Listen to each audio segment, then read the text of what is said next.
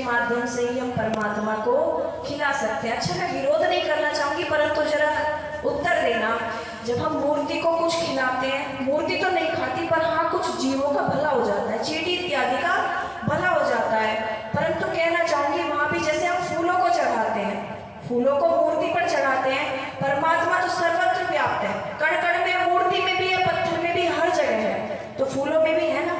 अब परमात्मा को परमात्मा पे चढ़ाओगे, फूलों में भी है और मूर्ति में भी है, तो परमात्मा में भी, तो परमात्मा को नहीं चढ़ा सकते हम लोग। अब सब कहते हैं कि परमात्मा का कोई स्वरूप नहीं है, परमात्मा निराकार है, तो हम ये कैसे डिसाइड कर लेते हैं कि परमात्मा को चंदन लगाना है, जब उसका न सीना है न पेशानी है, कुछ है ही नहीं, तो हम चंदन कैसे लगा देते हैं परमात्मा को।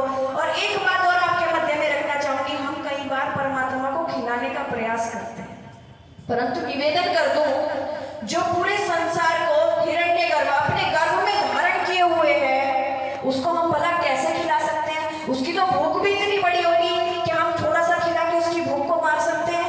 नहीं कर सकते। आइए अंतिम पंक्तियां, मेरे पास समय बहुत कम बचा हुआ है, 5 मिनट का समय शेष है, तो भजन के माध्यम से इसका प्रयोग करना चाहिए। अजब